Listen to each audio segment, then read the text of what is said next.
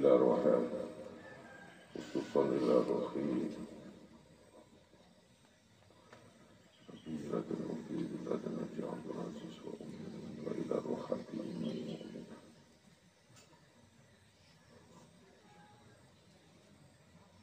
اللهم اغفر لهم وارحمهم وعافهم روضة برياض الجنان ولا تجعل لهم الفاتحة. بسم الله الرحمن الرحيم. الحمد لله رب العالمين الرحمن الرحيم إياك نعبد وإياك نستعين اهدنا الصراط المستقيم صراط الذين أنعمت وإلى أرواح آبائنا وأمهاتنا وجدنا وجدتنا وعمنا وعمتنا وخالنا وخالتنا ومشايخنا ومعلمنا وسيدنا في الدين المحرم محبتنا إليه معكم وجماعتنا في مجلسنا هذا عليهم وعليهن أجمعين. شيء لهم الفاتحة.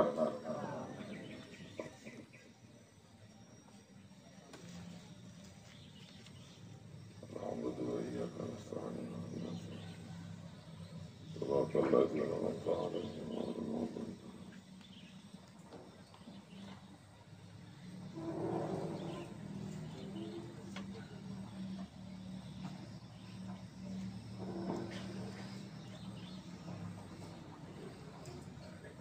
بسم الله الرحمن الرحيم.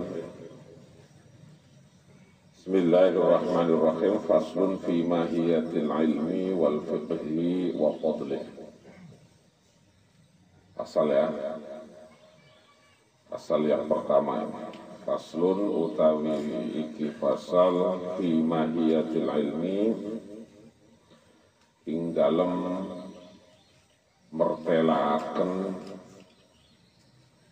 ilmu, hakikat ilmu atau substansinya ilmu atau kahanan ilmu itu.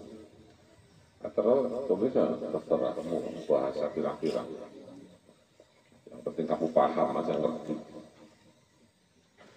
Faslun suwiji fasal fi mahiyatil ilmi ing dalam jelasakan hakikat ilmu wal fiqhi lan fiqhi wa fadlihi lan keutamaan ini ilmu. Qala wis dawuh sapa Rasulullah sallallahu alaihi wasallam. Qala wis dawuh sapa Rasulullah Kanjeng Nabi Muhammad sallallahu alaihi wasallam, talabul ilmi utawi golek ilmu iku fardhatun banget wajib.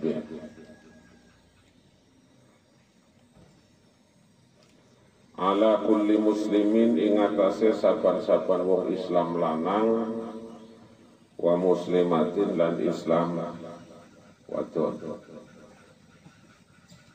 Islam men, Islam woman.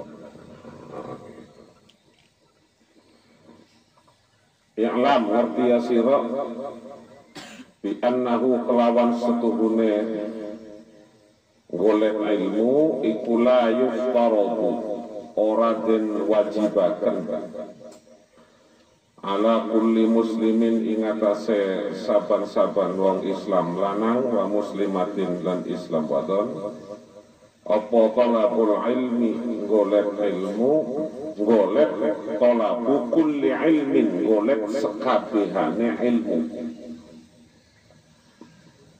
bal yuftaradu balik den wajibaken alaihi ing atase muslimina wal muslimatin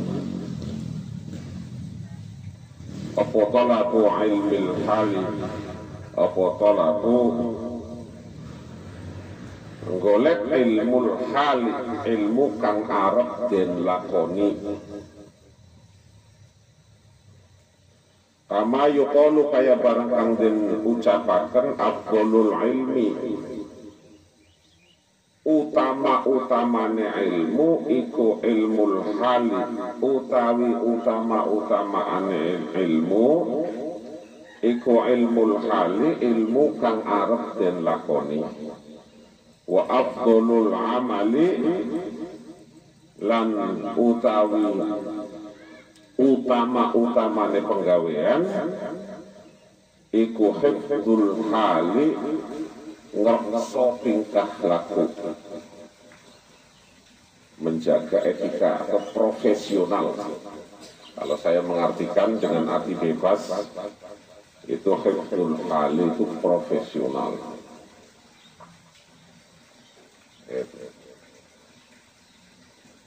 Allah Ta'ala. Aduh, kebanyakan ini. Salahnya ada kolang kaling sekarang. Ya pusing, ngajinya hilang karena kolang kaling itu. Kita agak konsen kita.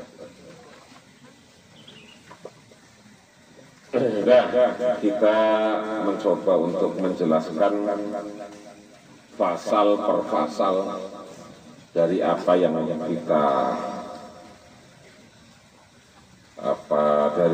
dari beberapa pasal yang sudah ditulis oleh di musannif berkaitan dengan dalam kitab taklim. Ada pasal ilmu, ada pasal kaya, ada pasal panjang umur, macam-macam.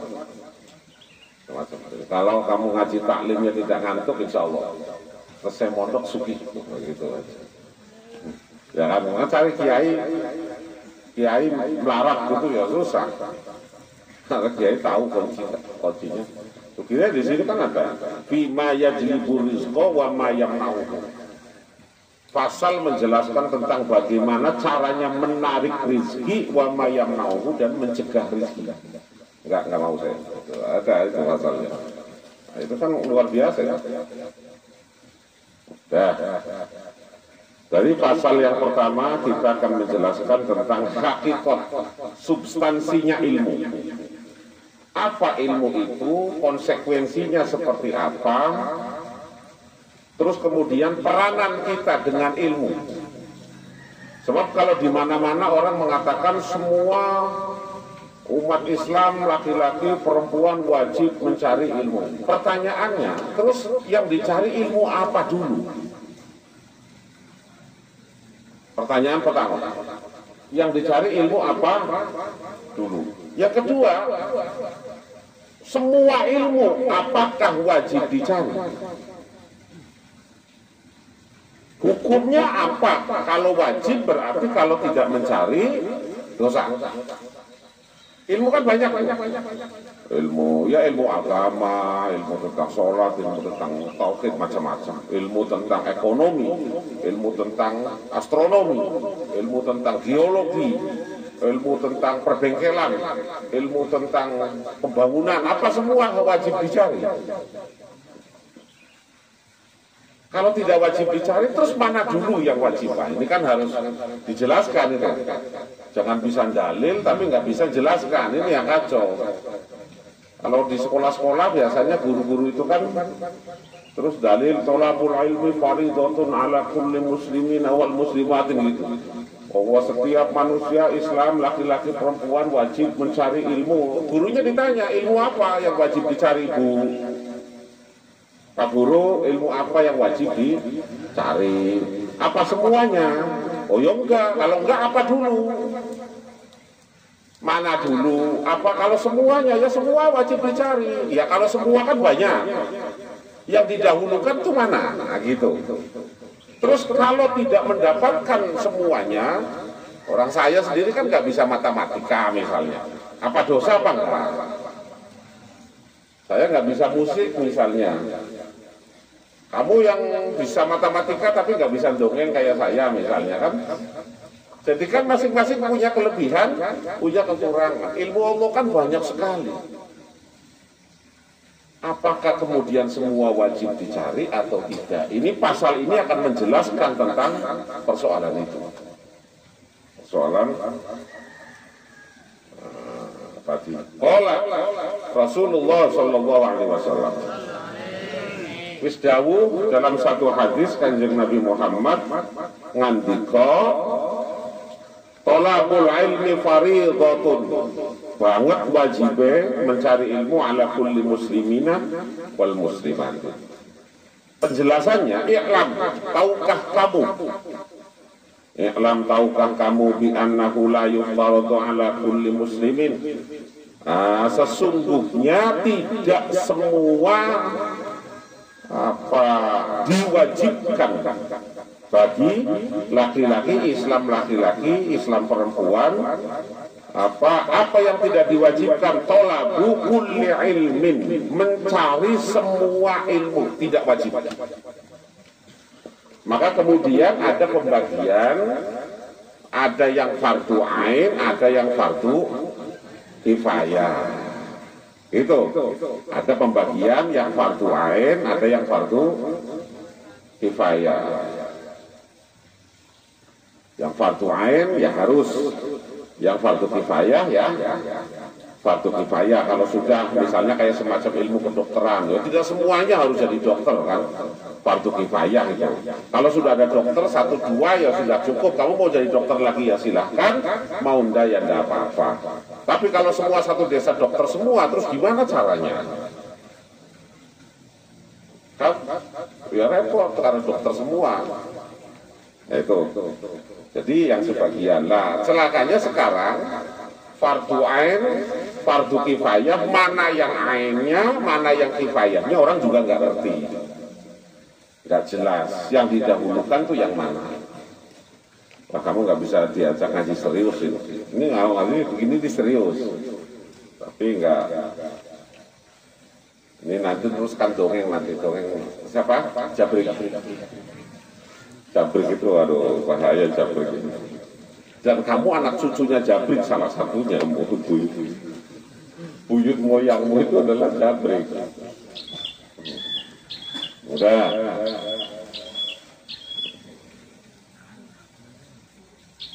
Tidak semua ilmu wajib dicari. Kama yuqalu afdhalul ilmi ilmul hali wa afdhalul amali hifdzul hal. Jadi ada pembagian. Ada pembagian kalau di dalam freshnya penjelasan syaratnya itu kan ilmu tauhid dulu, bima'rifatillah gitu kan. Kayak ilmu aqidatul awam ya, mengetahui sifat muhal, sifat jaiz kan, dan lain sebagainya untuk Rasul dan seterusnya. Terus kemudian sholat ya kan, sholat yang menyangkut tentang syarat rukun sholat, ilmu hal. Itu sudah mafhum, kamu pelajari. Saya ingin menjelaskan tentang makna bebas dari penjelasan ini. Yang wajib dicari adalah ilmu yang akan kamu kerjakan. Kamu mau mengerjakan apa? Maka sebelum kamu mau mengerjakan sesuatu yang kamu ingin kerjakan, terlebih dahulu kamu harus paham tentang ilmu pekerjaan tersebut. Wah, ini nggak masuk nih kayaknya di otakmu nih. Yang masalahnya es buahnya ini kan. Kolak.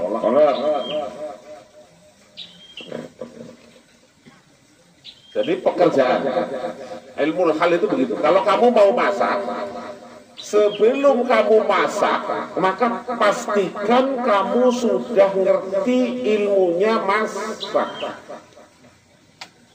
Kalau kamu mau masak terus kemudian tidak ngerti ilmunya masak, ilmu masak itu berarti ilmu hal. Saya mau masak, ilmu halnya apa? Ya tentang masak. Saya mau nyayur asam, sayur asam. Ya saya harus ilmu halnya apa? Ya sayur asam. Saya mau masak rendang, ilmu halnya apa? Ya rendang. Itu gitu. Ilmu hal itu ilmu yang akan dilakukan berkaitan dengan pekerjaan yang akan dikerjakan. Itu. Jadi kalau kamu mau masak, terus kamu tidak ngerti ilmunya tentang masak, kamu mau masak nasi tapi nggak ngerti caranya masak nasi, maka kamu berdosa. Dosa nggak?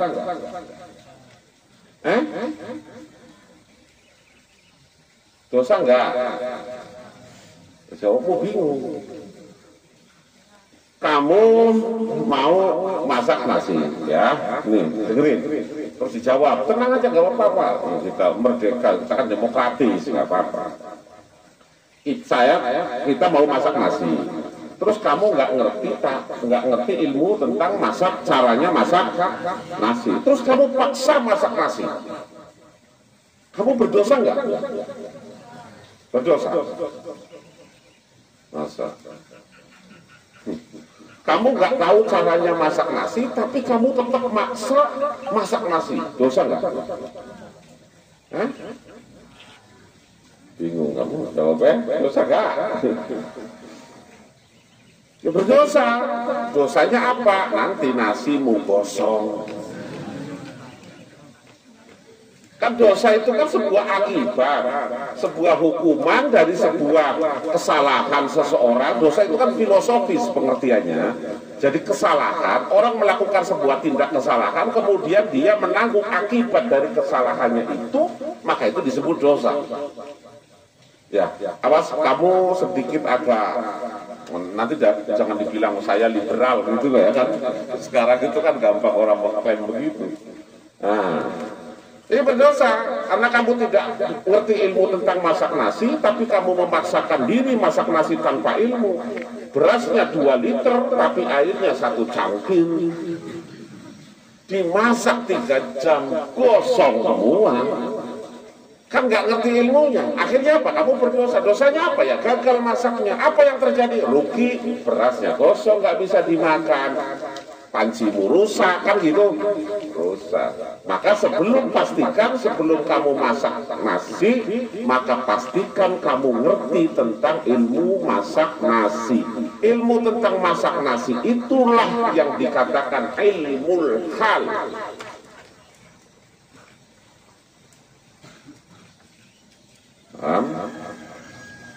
Enggak begitu, enggak apa-apa. Nanti lama-lama paham. Nanti kalau kamu sudah nyampai, sudah satu saat sudah di masyarakat, terus ada masalah di masyarakat, kamu ngelamun, pasti inget payung ini, inget kolam itu. Oh iya, dulu saya ngaji di situ.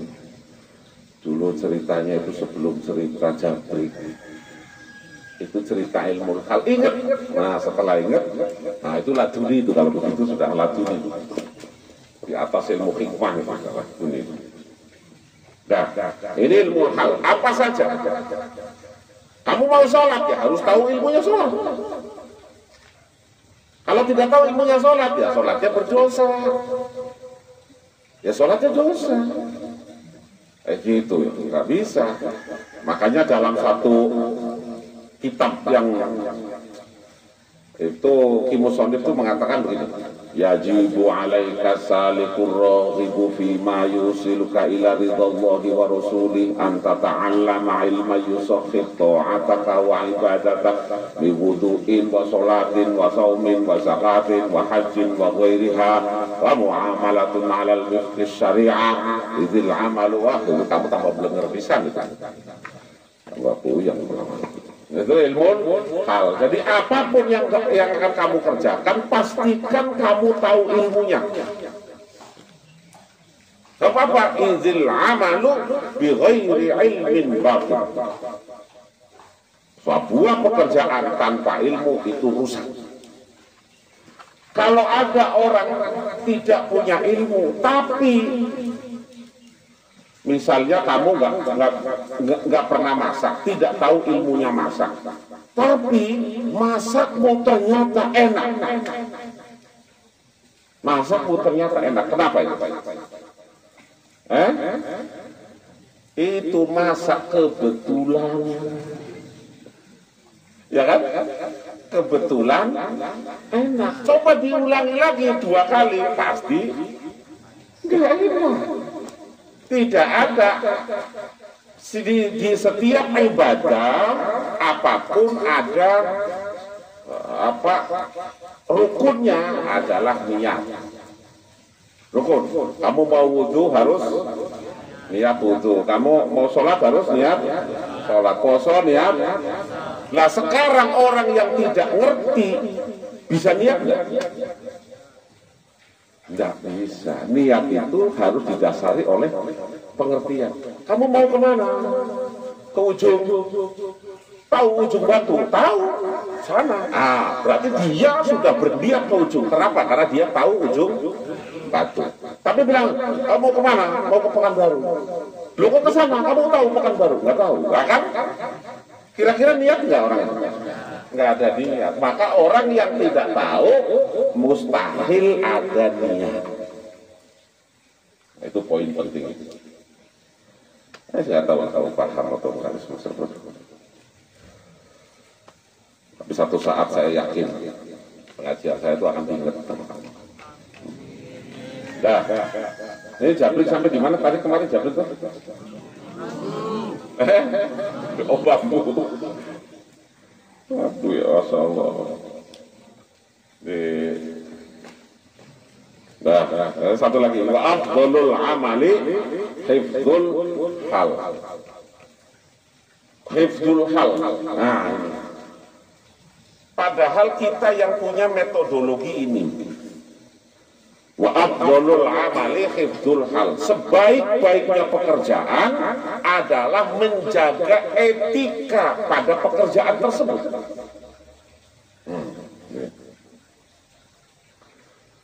Sebaik-baiknya pekerjaan itu kamu menjaga etika pada pekerjaan itu. Sekarang begitu. Sekarang ini yang saya artikan profesional. Seseorang itu harus profesional. Kalau kamu menjaga etika, misalnya kamu buka warung atau buka apa itu pasok lah, mie ayam. Buka mie ayam. Profesionalnya bagaimana? Apa hifdzul halnya bagaimana? Cari tempatnya yang bersih, mejanya yang bersih, masaknya yang enak, sambutannya yang ramah. Itu namanya etika dalam berdagang. Orang-orang dalam ilmu ekonomi dibilang itu service dalam sebuah usaha, dalam ilmu manajemen itu menjadi sebuah titik kunci sesuatu itu service. Kita punya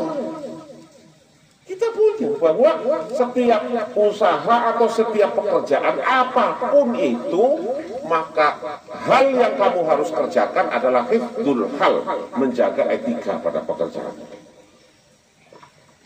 Kamu jadi petani. Petani itu punya cangkul. Kamu harus punya etika dengan cangkul itu. Habis dipakai, bawa pulang di rumah, dicuci bersih, gitu kan?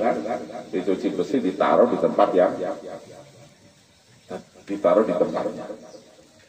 Kalau kamu nyangkul, selesai nyangkul kemudian dibawa, cangkulnya sampai di rumah main lempar, kehujanan, keanginan, kepanasan, jadi berkarat. Pas giliran kamu mau nyangkul, nyari cangkulnya setengah mati. Nyarinya nggak ketemu-temu, jadi mengkel nggak? Mengkel. Giliran sudah ketemu, dipakai buat nyangkul, tumpul cangkulnya. Kalau dilempar jauh, wah udah kacau. Kenapa? Karena tidak beretika. Kalau mau jualan, kamu boleh jadi masakanmu tuh enak sekali, lezat sekali, udah top sekali. Tapi di tempatmu itu warungnya kotor, nyuci mangkoknya, nyuci piringnya tidak bersih, sambutannya tidak ramah. Ada pembeli bilang mau beli situ, duduk situ, ngomong terus, ya udah pulang. Masakannya memang enak, tapi tempatnya yang tidak etis, kemudian tidak bersih, ini juga namanya hifdzul hal. Profesional. Kamu juga sama. Jadi pelajar ngaji, kitabnya harus jelas ditaruh di mana. Penanya harus ditaruh di mana. Mau ngaji, jamnya ngaji, cari kitabnya setengah mati. Males nggak? Males. Kita pernah. Oh, terus orang lain anak kamu sudah berangkat semua. Kamu masih cari-cari kitab. Lama-lama kau giliran sudah duduk, mengkelnya sudah jadi, baru ketemu. Mana? Halus ya, gitu. Itu tidak profesional. Harus profesional. Dan sekian ngaji kitabnya. Sudah, ini penanya. Ini ngaji penanya pinjem. Mending kalau pinjem gosok. Udah gosok itu kan pinjem nggak ngomong gitu. Pinjem nggak ngomong. Makanya kamu punya persediaan 2 pena kalau bisa. 1 pena dipersilahkan untuk digosok kawanmu gitu. Dengan harapan pena yang dipakai sama kawanmu tidak ngomong itu pahalanya buatmu, ya kan? Nah, ini pena ini saya pakai sendiri. Jadi kamu begitu berangkat ngaji itu punya 2 pahala. Pahala kawanmu yang pakai penamu tidak ngomong itu buatmu, dan pena yang kau pakai sendiri. Wah, ini hebat sekali. Kamu tinggal bilang sama kawanmu, siapa yang mau gosok pena saya taruh di sini nih. Ah, itu. Kapok gitu. Jadi ini penting, hifdzul hal. Pekerjaan apapun harus punya blueprint namanya, cetak biru. Harus ada profesionalisme yang harus kita pertahankan. Santri, siapa, pedagang, nelayan, macam-macam semua harus punya hifdzul hal, menjaga etika dalam pekerjaan, dalam pergaulan, dalam usaha, dalam apapun. Ini penting, jangan kayak Jabrik, ya kan? Jabrik ini kacau ini. Sudah bawa tumpeng, kasih, walu jual. Sekarang kemarin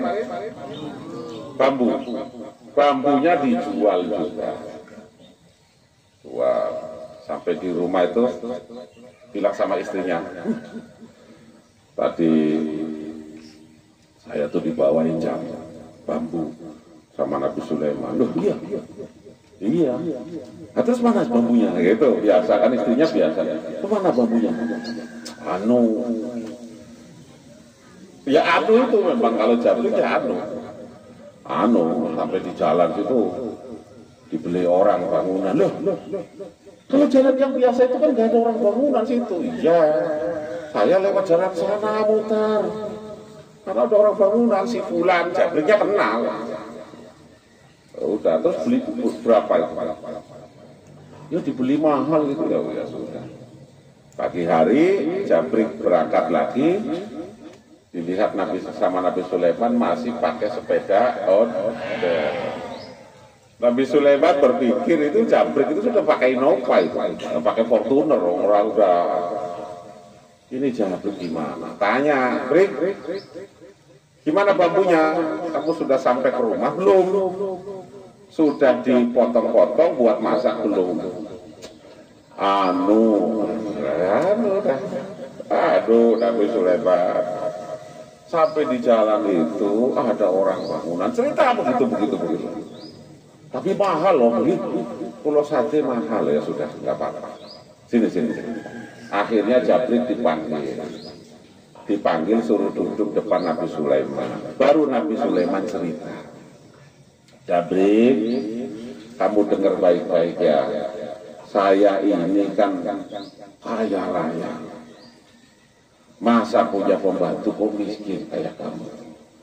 Jadi saya tuh kepengen kamu jadi orang kaya. Oh, alhamdulillah. Jabrik kayak gitu.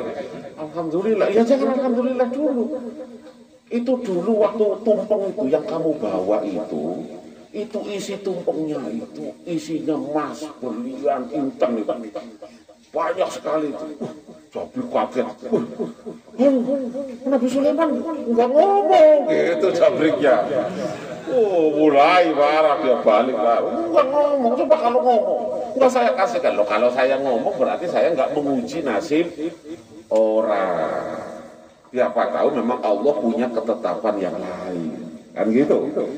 Ya sudah. Nah, terus walung itu gimana? Ya walung itu juga sama. Isinya saya buang, saya ganti dengan emas inten. Wah, Jabrik terus tepat jidat aja itu. Pantesan orang yang beli walung itu sekarang sudah kaya, warungnya udah tutup, udah pindah ke kota gitu. Jabriknya itu udah lagi. Nah terus bambu ya sama kayak gitu. Wah, terus gimana Nabi Sulaiman? Udah nggak apa-apa. Itu berarti rezeki orang itu. Sekarang kalau kamu mau kaya, dengerin baik-baik. Sekarang kalau kamu mau kaya, sudah nanti malam jangan tidur. Jangan tidur sampai pagi. Ada bacaannya, nih bacaannya ini. Ini rahasia, makanya saya tidak kasihkan bacaan.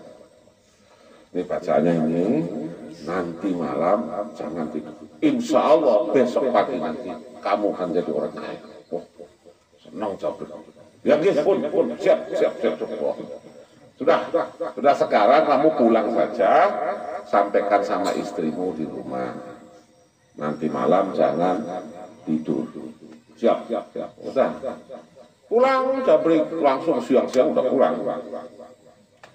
Sampai di rumah istrinya kaget. Loh, Mas, udah pulang. Itulah memang dasar nasib kita ini. Apa? Istri jangan sudah nggak sabar pengen tahu itu. Ada apa?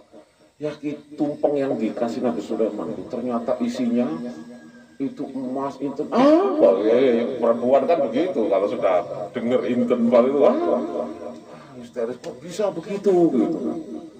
Ya udah, terus itu apa, lalu itu juga isinya emas itu gitu lah, udah sampai 3 tuh, dasar sampai itu ya kayak gitu, goblok ya. Mulailah istrinya marahi suaminya, goblok. Udahlah gak usah. Pokoknya begini kata Nabi Sulaiman, nanti malam kita tidak tidur semalam. Insya Allah besok pagi nanti Allah akan berikan kekayaan kepada kita. Siap. Udah, jadi dibagi. Mulai dibagilah sama istrinya. Tuh, kamu sekarang tidur dulu. Jam 9 kamu tidur dulu, nanti jam 12 saya bangunkan. Nanti saya ngantuk, saya tidur, kemudian istrinya yang gantikan bangun. Ya udah nggak apa-apa, gitu. Baru Jabir ambil air wudhu, sholat, terus wiridan. Istrinya tidur, ngorok istrinya juga, ngorok kayak model dulu, ngorok. Udah. Sampai jam 12, jam 1, Jabir udah ngantuk. Jabirnya udah wiridan ngantuk, dibangunkan. Istrinya, bangun. Cepetan gantian, nanti sebentar lagi tidur lagi kan. Jauh dasar. Udah apa-apa.